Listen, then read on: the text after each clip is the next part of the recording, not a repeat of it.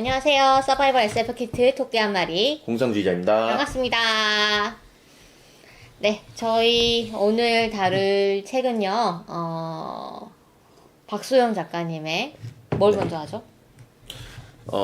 어떤 게 더, 일단 네가 있는 요일을 끌리세요? 먼저 하죠. 네, 좋습니다. 네가 있는 요일을 오늘 다뤄볼까 합니다. 네.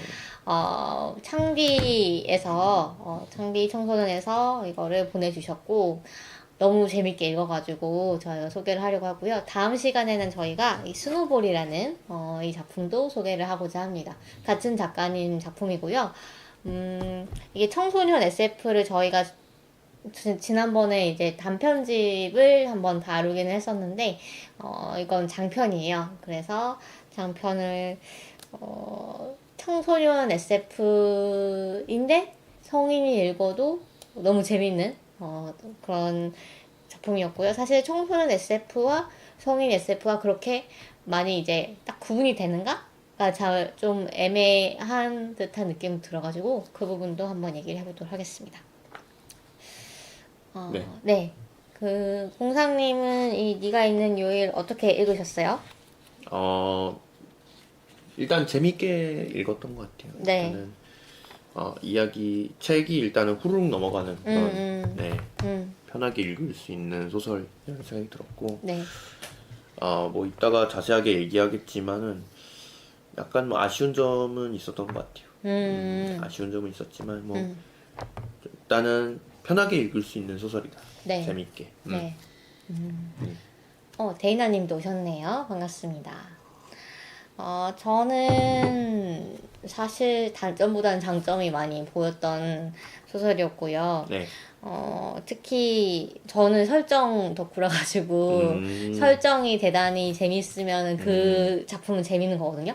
근데 이 작품은 설정이 재밌었습니다. 네, 설정이 재밌고 설정을 상당히 디테일하게 짜신 게 보였고 그 전작인 스노우볼도 마찬가지였어요. 이 설정이 상당히 흥미롭고 그래서 그 안에서 펼쳐지는 얘기도 당연히 재밌는 그런 소설이었고요.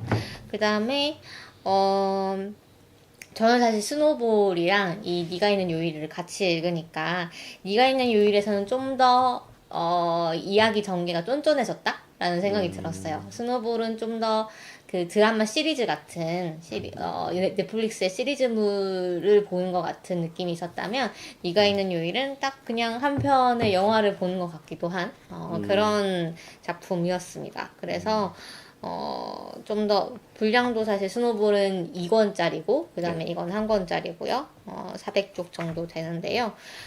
그래서 정말로 그 공상님 말씀하신 대로 후루룩 읽을 수 있고 재밌게 빠져들어서 읽을 수 있는 책이었습니다. 그래서 이거를 읽을 때 저는 좀 떠올랐던 영화가 있어요. 그게 뭐였지? 월요일이 사라졌다? 네. 월요일이 사라졌다인가요? 월요일이 사라졌다였나요? 외국 그것도 영화인데 이제 비슷한 설정이죠. 그렇죠. 근데 월요일이 네, 사라졌다인데 월요일이 사라졌다. 네네. 네, 근데 비슷한 설정이지만 네. 완전히 또 똑같지는 않은. 맞아요. 네, 네. 네, 예를 들어서 월요일이 사라졌다는 한 집에 7 쌍둥이가 있는 거예요. 네. 그래서 이 친구들을 하루에 한 명만 내보내서 이제 사회생활을 하게 하는 거죠. 마치 한 명만 살아있는 것처럼. 그러니까 이 세계관에서는 네. 이제 한 가정당 뭐 아이를 하나만 낳을 수 있고. 낳을 수 있는. 네. 그 여기나 거기나 이제 그 인구가 너무 많아져가지고 이 산하 제한을 하고 그 다음에 가정당 한 명 이상의 애는 살지 못하게 되어 있는데 여기는 이제 몰래 아버지가 몰래 이렇게 그 7명의 아기를 만들었고 그 다음에 이 7명이 그래서 원래는 그 요일에만 나가서 생활을 해야 되는데 그게 어그러지면서 뭔가 일어나는 그런 사건들이거든요. 이 책은 근데 그 삶의 방식을 전체 사회가, 이어나가고 있는 그런 이야기입니다. 네. 콘텐츠 어드미님도 오셨네요. 네, 반갑습니다. 여기 보면은 맨 처음에 이게 있어요. 인간 7부제 사전 동의서라는 게 있습니다. 이거를 한번 읽어드리면 이 세계의 설정이 무엇인지 아실 수 있을 것 같아요.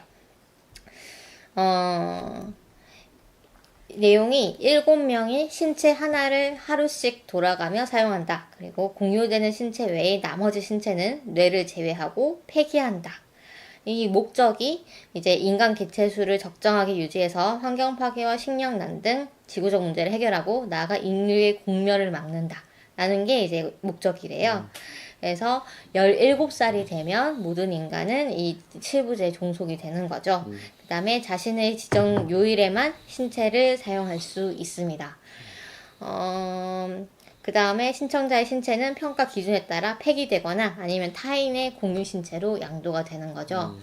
그러니까 17살 이상의 인간은 자기 신체를 갖고 살 수가 없고, 다만 또 돈이 있는 사람들은 그렇게 할 수 있죠. 네, 365라고 불리는. 네, 365라고 불리는 365일 자기 신체를 살 수 있는 그런 특권층이 여기에도 있습니다.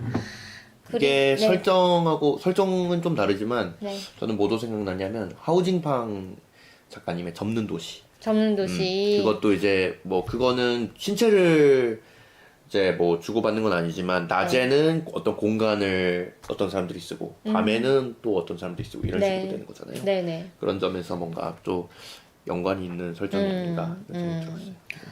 그렇죠. 그 다음에 저는 사실 얼터드 카본이 제일 많이 생각이 났어요. 네.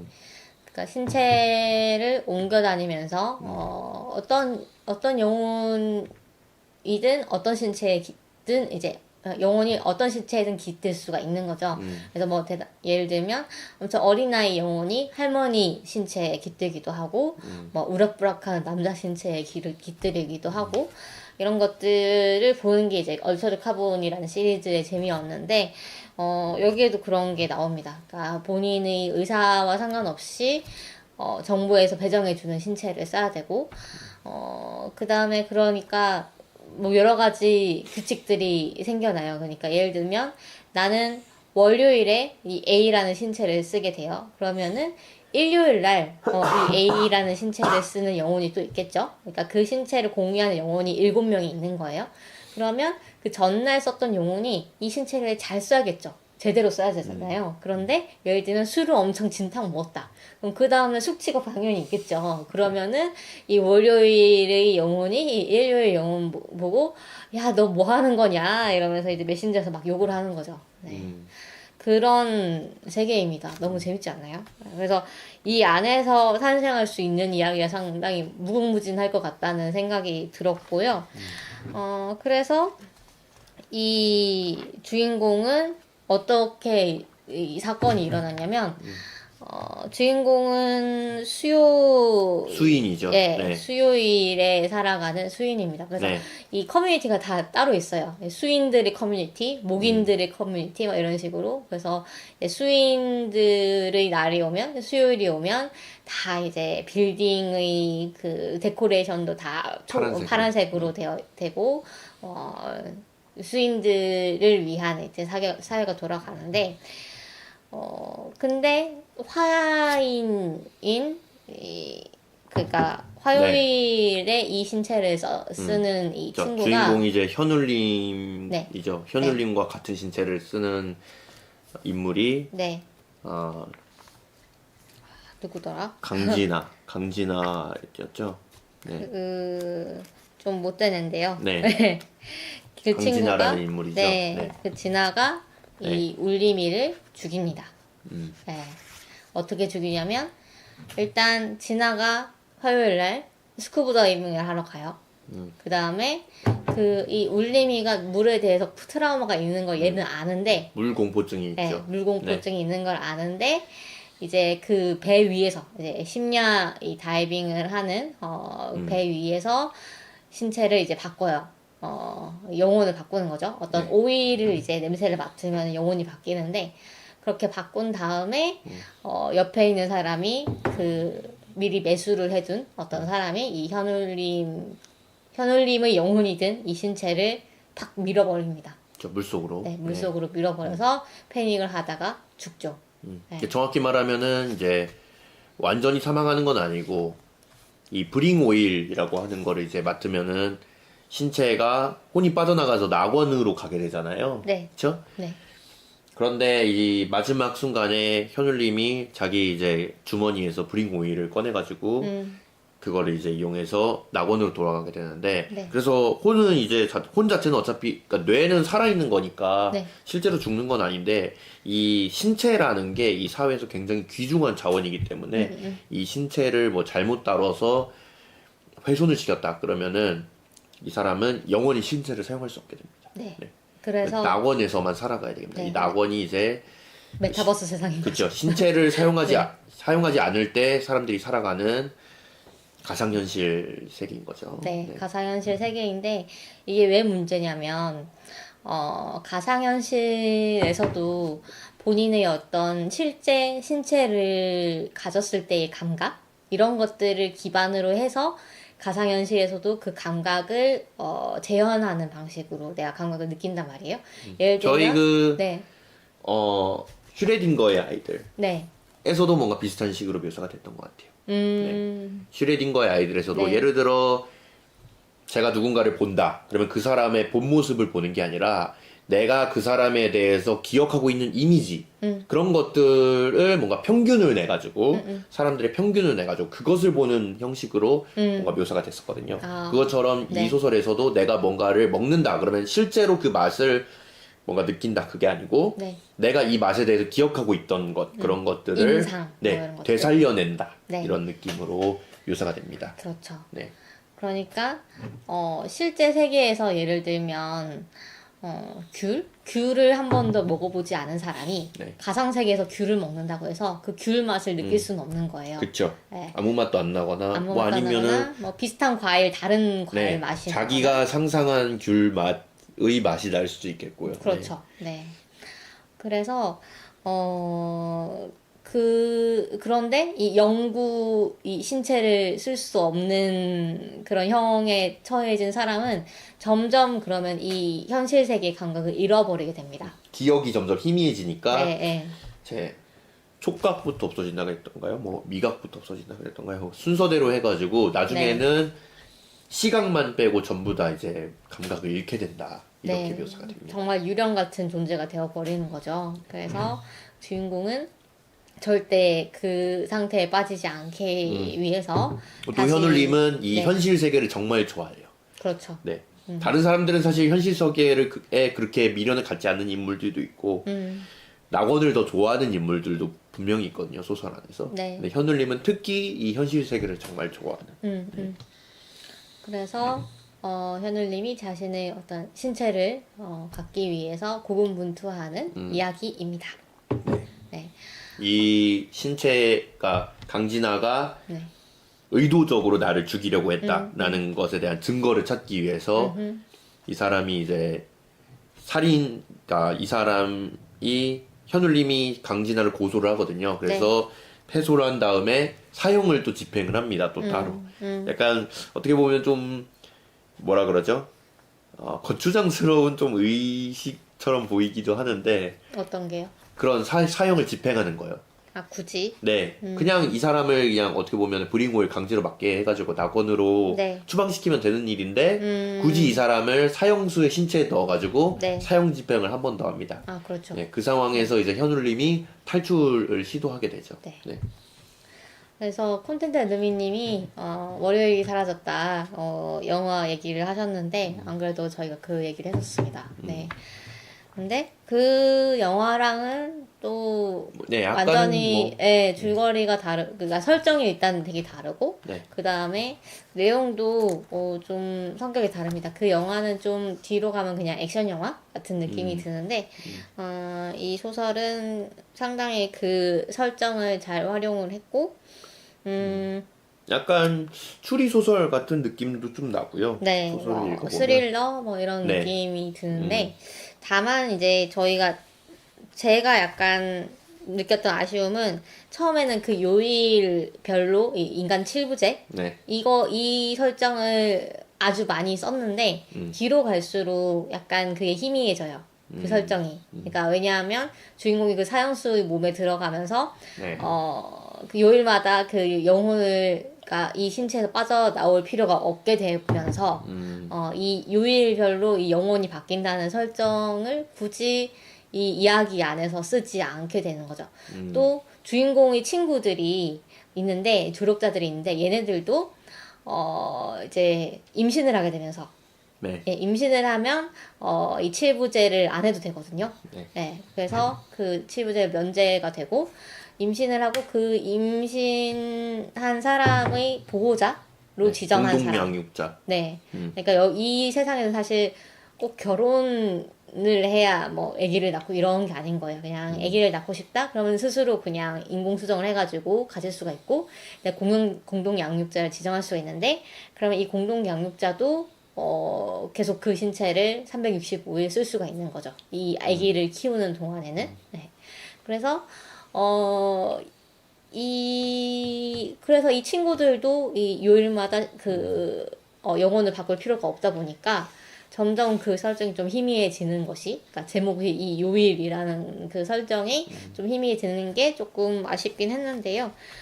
그래도 되게 재밌었습니다. 재밌었고, 아까 잠깐 제가 말씀드렸다시피, 이 세상은 이 임신과 출산 이런 것들이 우리의 어떤 가족 제도와는 독립된 그런 사회고 그런 사회를 좀 자세히 묘사하는 부분도 상당히 흥미로웠습니다.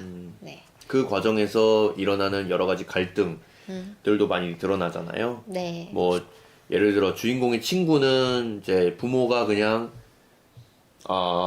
신체를 공유하는 거 칠부제를 하기 싫어가지고 아이를 그냥 낳은 다음에 얘를 버려뒀다든가 뭐 이런 방치를 일도 했죠. 있었거든요. 방치를 네. 했다던가. 그래서 네. 보육원으로 가게 되죠. 네. 그리고 나중에 또 나오는 한 인물은 부모가 아이를 가상현실에서 키우는 아이를 더 좋아해가지고 맞아요. 네, 그런 네. 경우도 있었고. 네. 그러니까 가상현실에서도 육아를 할 수가 있거든요. 네. 근데 가상현실에서의 육아는 훨씬 더 전혀 편하죠. 네. 힘든 점이 별로 없겠죠.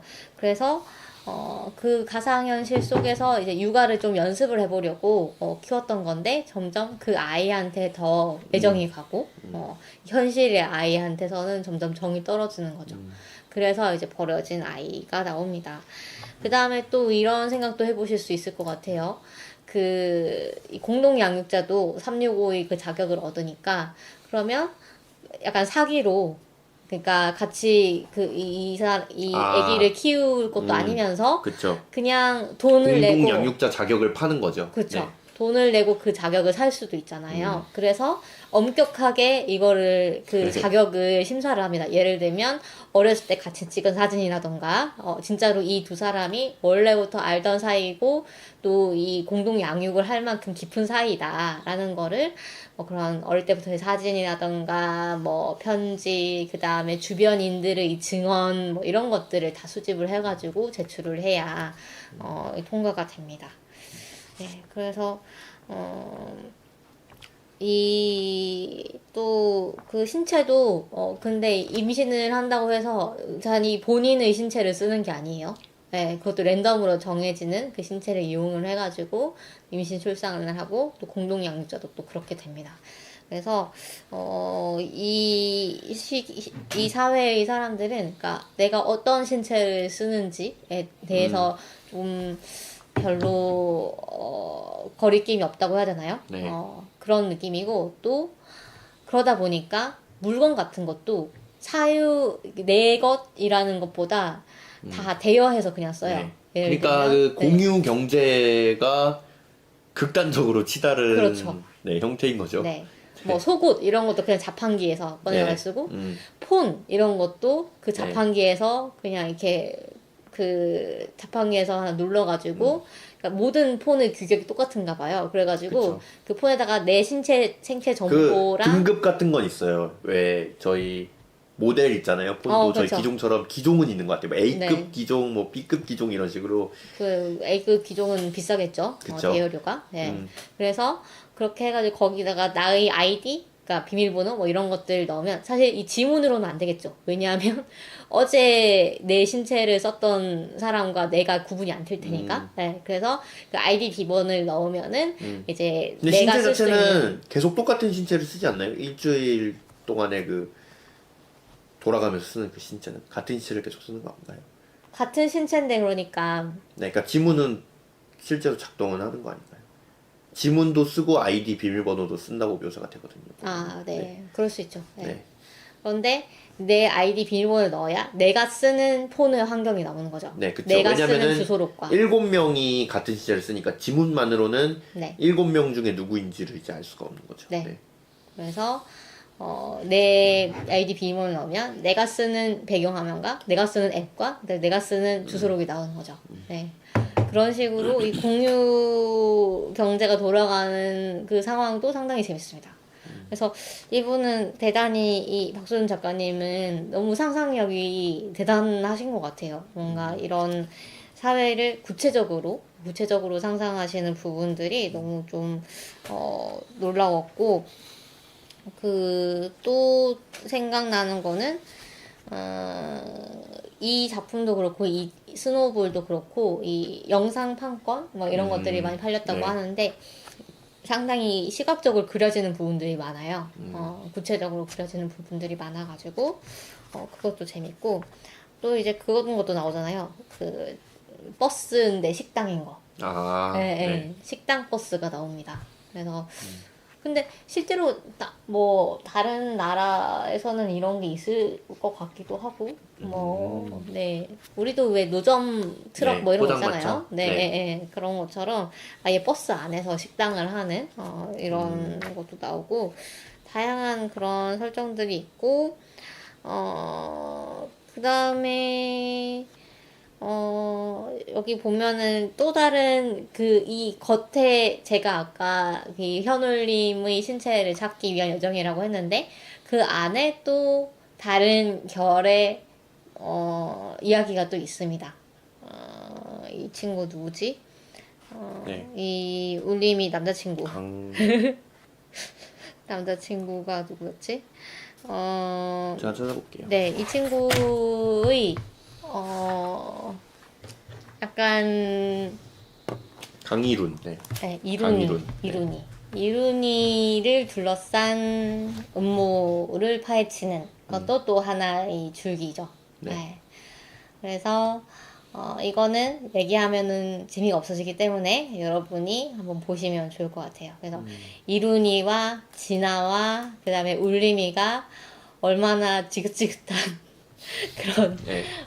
전쟁 악연이다. 같은 전쟁 같은 그런 관계로 이어져 있는가. 그다음에 이룬의 정체는 무엇인가 이런 것들을 보면서 읽으시면 너무 재미있으실 것 같고요.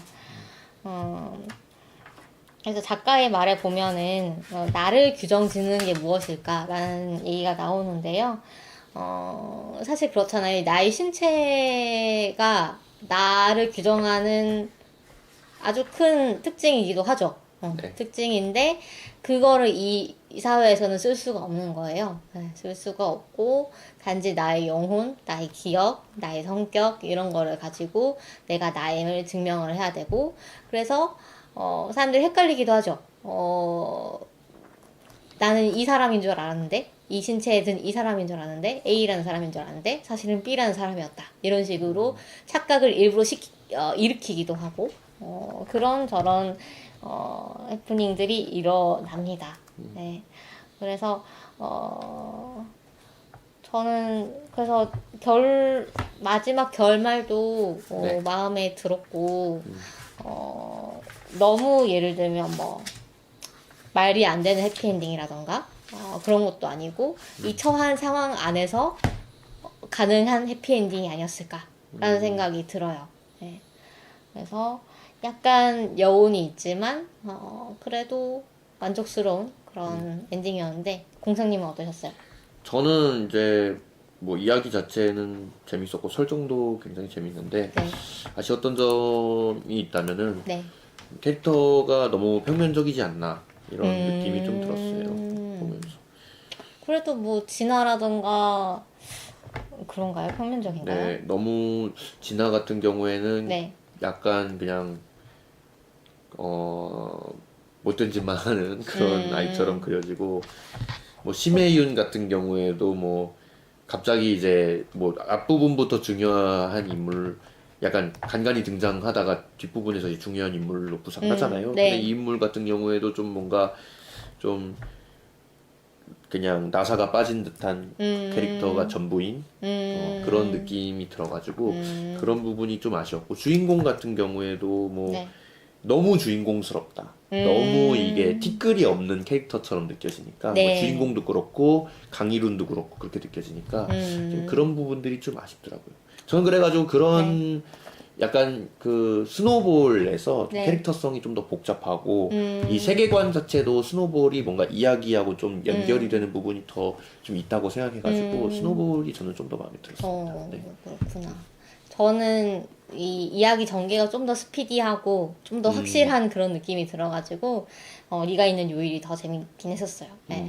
그리고 말씀하신 대로 맞아요. 주인공이 너무 주인공스럽긴 하죠. 네. 그런데 또 그렇게 확실하기 때문에 그렇죠. 읽을 때 좀 더 속도감 있게 읽을 수 있고 그렇죠. 몰입이 잘 되고 네네. 편하게 읽을 수 있고 뭐 맞아요. 복잡하게 막 생각할 거리 네. 그런 거 없이 네. 그냥 편하게 읽을 수 있는 소설이다. 네. 네. 이렇게 얘기할 수 있을 것 같아요. 그리고 약간 그런 것도 있는 것 같아요.